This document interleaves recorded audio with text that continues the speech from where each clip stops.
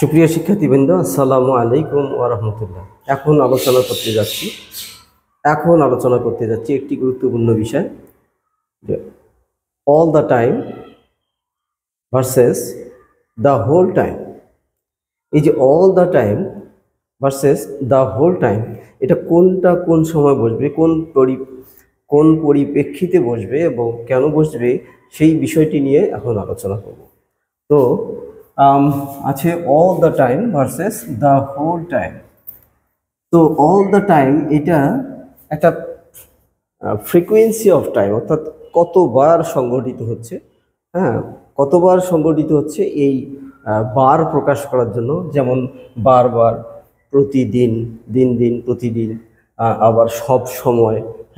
এই যে একটা একটা কাজ শেষ হয়, আবার কাজটি শেষ হয়ে আবারও কাজটি শুরু হয় এবং বারংবার শুরু হয়, এরকম একটি বিষয় যদি হয়, তাহলে এটা কতবার সম্পন্ন হলো, এই ফ্রিকোয়েন্সি অফ টাইম, এটির বেলায় আসলে অল দ্য টাইম আমরা ব্যবহার করি। তো একটি উদাহরণ যদি দেই, তাহলে উদাহরণের মাধ্যমে আমরা অনেকটা বিষয়টি ক্লিয়ার হতে পারবো। My brother helps me all the time in my work. যে my brother helps me all the time in my works, যে আমি যখন কাজ করি, ওই কাজ করার সময় বারবার যখনই কাজ করি তখনই আমার ভাই আমাকে সাহায্য করে।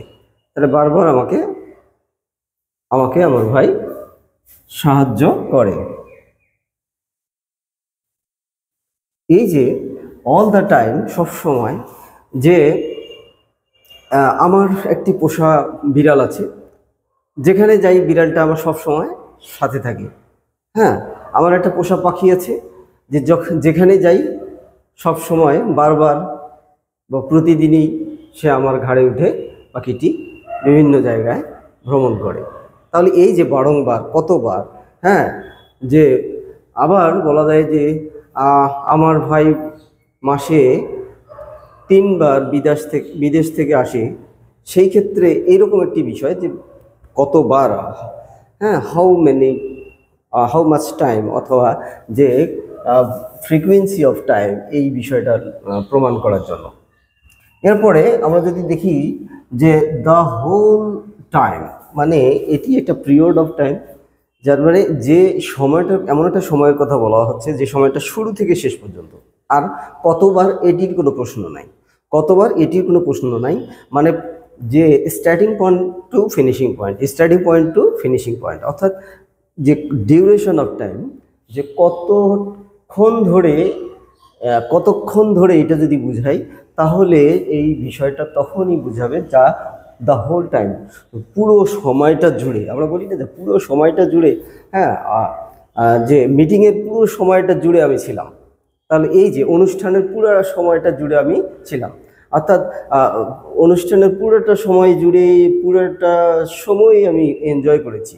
তাহলে এই যে বিষয়গুলো, সেগুলো হচ্ছে দ্য পিরিয়ড অফ টাইম, এবং তখন আমরা অল দ্য টাইম ব্যবহার না করে দ্য হোল টাইম এটা ব্যবহার করব। তাহলে এটি একটা পিরিয়ড অফ টাইম। এবং যে দ্য লেন্থ অফ টাইম, তো পুরো সময় ধরে, অর্থাৎ সময় পর্যন্ত, এইটি আমরা বোঝাতে যে দ্য হোল টাইম এটি ব্যবহার করব। এরপরে আমরা এটিও একটা উদাহরণ দেব, যে আই ওয়াজ লাফিং the whole time while I was watching the movie. যে যখন আমি মুভিটা দেখছিলাম, সেই মুভিটা যখন দেখছিলাম, তো পুরোটা মুভি জুড়ে, অর্থাৎ পুরোটা মুভি দেখার পুরোটা সময় ধরে আমি হাসছিলাম।